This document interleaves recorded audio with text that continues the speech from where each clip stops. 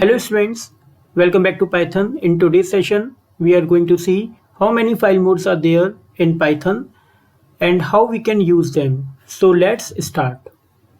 When Python opens a file, it needs to know the file mode in which the file is being opened. It means the file mode is there to define what operation could be done in your file is only decided by the modes, means file modes. That means you want to do a write operation or read operation, or you want to append your data in file is only decided by file modes. So they are important when you are opening or creating a new file. तो देखिए यहाँ पर बिल्कुल clear है कि आप file में किस तरह का ऑपरेशन परफॉर्म कर पाएंगे, ये फाइल मोड से ही आप डिसाइड करेंगे. अगर आप अपनी फाइल को रीड मोड में मींस आर मोड में ओपन कर रहे हैं तो आप सिर्फ उसमें रीड ऑपरेशन कर पाएंगे. अगर आप इसे डब्ल्यू मोड में ओपन कर रहे हैं तो आप इसमें राइट ऑपरेशन कर सकते हैं. अगर आप ए मोड में अपेंड मींस अपेंड मोड में अगर आप ओपन कर रहे हैं तो you can add your data at the end of file. अगर आप आर प्लस यूज कर रहे हैं तो वहां पर रीड और राइट ऑपरेशन दोनों हो पाएंगे. अगर आप डब्ल्यू प्लस यूज कर रहे हैं तो रीड और राइट ऑपरेशन दोनों हो पाएंगे. अगर आप ए प्लस यूज कर रहे हैं तो रीड और राइट ऑपरेशन दोनों हो पाएंगे. अब इंपॉर्टेंट चीज यहाँ पर यह है कि रीड और राइट में क्या डिफरेंस है. देखिए, अगर रीड मोड अगर आप यूज कर रहे हैं और अगर आपकी फाइल अगर एग्जिस्ट नहीं करती है तो वो आपको एरर दे देगा. मीन्स वो फाइल जिसे आप रीड करने की कोशिश कर रहे हैं वो पहले से एग्जिस्ट होनी चाहिए तो रीड ऑपरेशन आपका काम करेगा, वरना वो आपको एरर दे देगा. राइट ऑपरेशन के केस में अगर आपकी फाइल एग्जिस्ट नहीं होती इन केस तो वो नई फाइल क्रिएट कर देता है.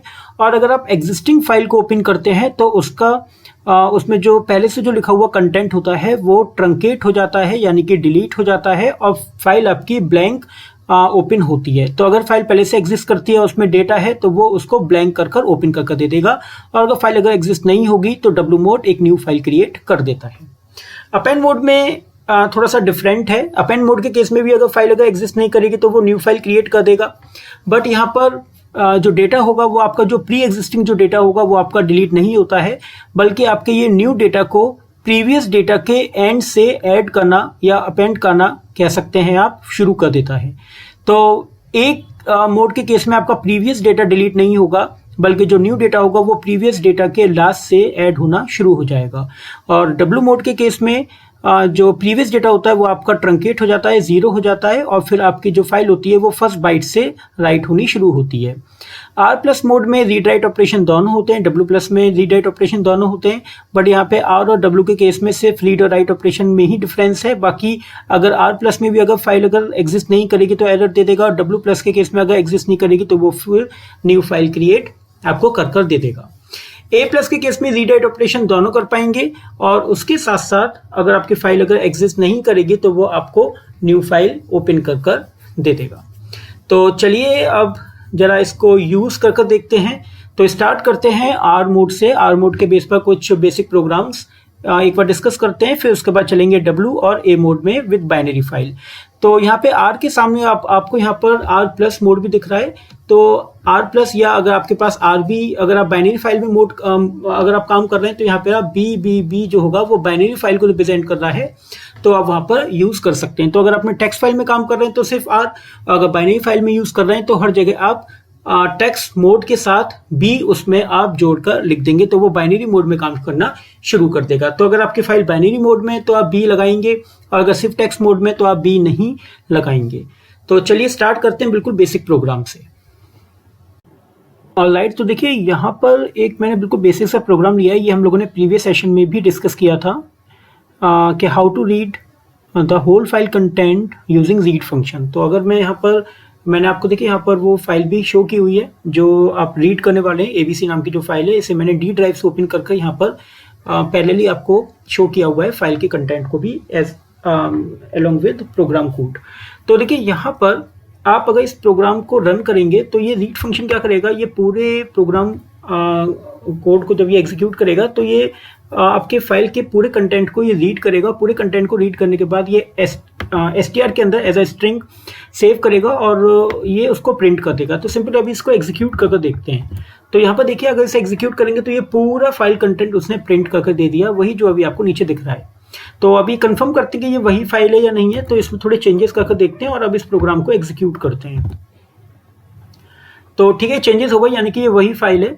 तो अब देखिए जरा यहाँ पे हम लोग फाइल मोड कहाँ यूज करेंगे। अगर आप यहाँ पर सिंपल आप यहाँ पर लिख देते हैं R, तो ये आपके रीड मोड में फाइल ओपन हो जाएगी। इसके लिए आपकी फाइल जो है वो पहले से एग्जिस्ट होनी चाहिए। अगर ये फाइल अगर आपकी एग्जिस्ट नहीं करेगी तो वो आपको एरर दे देगा।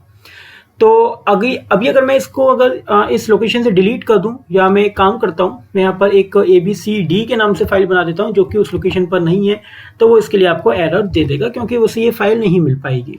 तो देखिए वो उसके लिए आपको एरर दे रहा है, नो सच फाइल और directory exist for with this name, तो वो आपको इसके लिए एरर दे देगा। तो रीड मोड में अगर आप फाइल को ओपन कर रहे हैं तो your file must be exist at that particular location.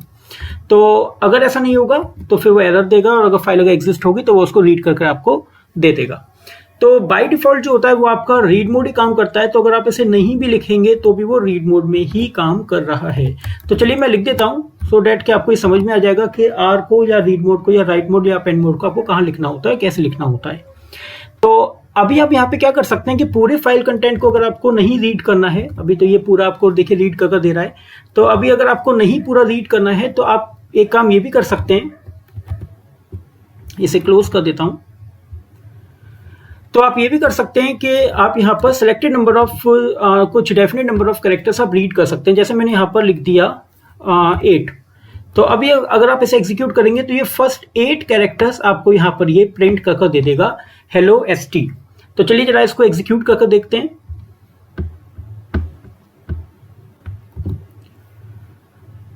तो देखिए यहाँ पे आ गया। अगर मैं यहाँ पर नंबर ऑफ कैरेक्टर्स इंक्रीज करूंगा, पहले इसे डिलीट कर क्लोज कर देते हैं, और अगर मैं यहाँ पर अगर इन नंबर ऑफ कैरेक्टर्स को अगर इंक्रीज करते जाऊंगा, जैसे मैंने 15 कर दिया, तो वो उसी के अकॉर्डिंग आपको आउटपुट दे देंगे। तो यहाँ पे आ गया हेलो स्टूडेंट्स पूरा। और अगर मैं यहाँ पे इससे भी ज़्यादा कर दूँ, 20 कैरेक्टर्स कर दूँ, तो वो नेक्स्ट लाइन को वो कंटिन्यू कर पाएंगे। तो यहाँ देखिए नेक्स्ट लाइन का वो।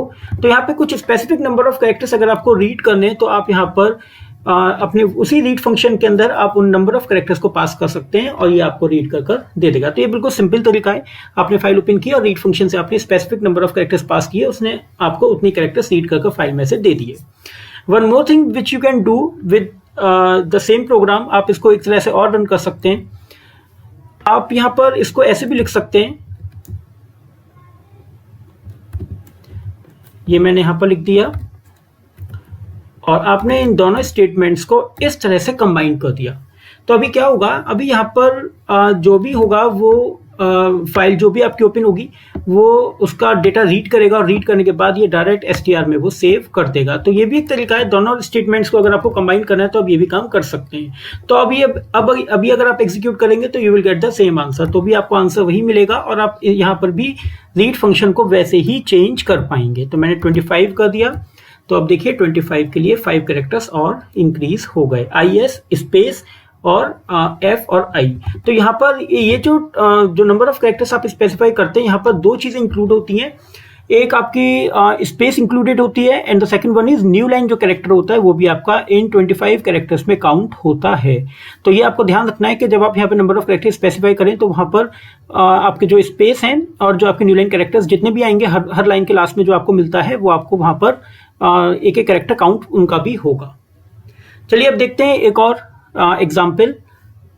देखिए इस एग्जाम्पल में हमने रीडलाइन फंक्शन यूज़ किया है जो कि आपके फाइल के कंटेंट को लाइन बाय लाइन रीड करेगा। तो अगर आप एक बार अगर रीडलाइन फंक्शन लगाएंगे तो वो एक बार आपके फाइल कंटेंट को रीड करेगा। दूसरा जो रीडलाइन फंक्शन होगा उसी कंटिन्यूएशन में तो वो सेकंड लाइन रीड करेगा, और जो थर्ड वाला होगा वो थर्ड लाइन आपको रीड कर दे देगा। तो सिंपल है बिल्कुल इसमें कॉन्सेप्ट के जो रीडलाइन फंक्शन है वो आपके लाइन बाय लाइन जितनी भी बड़ी लाइन होगी वो पूरी लाइन को कंप्लीटली रीड करेगा और वो आपको आउटपुट दे देगा। तो चलिए इसका आउटपुट देखते हैं। तो यहाँ देखिए hello student, this is file handling and program in Python. ये आपका जो डेटा है जो उसने रीड किया है वो आपका यहाँ से यहाँ तक ये तीनों लाइनें उसने रीड कर दी दी हैं। अब यहाँ पे अगर आप इसके आउटपुट को देखेंगे तो इसके आउटपुट में मैं आपको फिर से दिखा देता हूँ इसका आउटपुट। इसके आउटपुट में हर एक लाइन के बाद एक लाइन का स्पेस आपको दिख रहा है, गैप दिख रहा है। ये इसलिए क्योंकि यहाँ पर एक न्यू लाइन कैरेक्टर एनकाउंटर हो रहा है, जिसकी वजह से वो हर बार उस न्यू लाइन कैरेक्टर की वजह से एक लाइन आपको एक्स्ट्रा शो आपको कर रहा है, तो इसलिए आपको यहाँ पे गैप दिखाई दे रहा है। तो readline function you can use to print your content line by line. चलिए अब देखते हैं नेक्स्ट एग्जाम्पल। देखिए इस प्रोग्राम में हम लोगों ने वही रीड फंक्शन यूज़ किया है जिसको आप लोगों ने पूरी फाइल रीड करने के लिए भी यूज़ किया है, और उसमें स्पेसिफिक नंबर अगर आपको रीड करने तो उसके लिए भी आपने यहाँ पर नंबर ऑफ कैरेक्टर्स पास किए थे एक इंटीजर की फॉर्म में। तो यहाँ पे अगर आप 7 पास करते हैं तो वो आपके फाइल के फर्स्ट 7 कैरेक्टर्स रीड करता है। अगर आप इसी कंटिन्यूएशन में अगर आप दोबारा से रीड फंक्शन यूज़ करेंगे तो वो आपके 8 कैरेक्टर्स रीड करेगा आफ्टर रीडिंग दिस 7 कैरेक्टर्स। तो यहाँ पर 7 कैरेक्टर्स रीड करने के बाद फिर वो 8 कैरेक्टर्स उसके बाद से रीड करेगा, और फिर 6 कैरेक्टर्स 8 कैरेक्टर्स के बाद रीड करने के बाद वो फिर 6 कैरेक्टर्स रीड करेगा। तो ये कंटिन्यूएशन में रीड करेगा, और आउटपुट आप यहाँ पर देख सकते हैं कि आउटपुट आपको ये इस तरह से दिख जाएगा। तो इसे पहले सेव कर लेते हैं, और ये देखिए। तो सबसे पहले अगर आप यहाँ पे काउंट करेंगे तो 1 2 3 4 5 6 और 7, यहाँ पे 7 कैरेक्टर्स रीड किए। 7 कैरेक्टर्स रीड करने के बाद उसका जो लिमिट है वो खत्म हो गई, और फिर उसके बाद आपने 8 कैरेक्टर्स रीड किए जिसमें से 1 2 3 4 5 6 7, और जो 8th कैरेक्टर है वो आपका न्यू लाइन कैरेक्टर था, जिसकी वजह से उसने आपको ये न्यू लाइन आपको उसने शो कर दी है। और उसके बाद फिर आपने यहाँ पर रीड किया है 6 कैरेक्टर्स, तो 1 2 3 4 5 और 6 कैरेक्टर्स उसने आपको रीड कर दिए। तो यहाँ पर जो आपका जो डेटा है वो आपका कंटिन्यूएशन में रीड होगा, और आपका आउटपुट इस तरह से दिखेगा। तो चलिए अब देखते हैं एक और प्रोग्राम। तो देखिए ये वाले प्रोग्राम में हम लोगों ने रीडलाइन फंक्शन यूज़ किया है। यहाँ पे रीडलाइन फंक्शन आपको सेम वही आउटपुट देगा जो आपको रीड फंक्शन से अभी मिल रहा था। तो सेम नंबर ऑफ कैरेक्टर्स मैंने यहाँ पे पास किए हैं 7 8 एंड 6, तो you will get the same answer. तो इधर यू कैन यूज रीड और readline function for the same purpose. तो इसको एग्जीक्यूट करके देखते हैं एक बार। तो देखिए ये भी आपको उसी तरह से एग्जीक्यूट करके आउटपुट दे रहा है जैसे रीड फंक्शन आपको आउटपुट दे रहा था। तो दोनों में कोई डिफरेंस नहीं है, इस पर्पज से आप दोनों में से कोई भी फंक्शन यूज कर सकते हैं। तो ये 4 बिल्कुल बेसिक प्रोग्राम थे जो कि रीड मोड पे काम कर रहे हैं। आप इन्हें ट्राई करके देख सकते हैं और थोड़ा सा कॉन्फिडेंस आप गेन कर सकते हैं।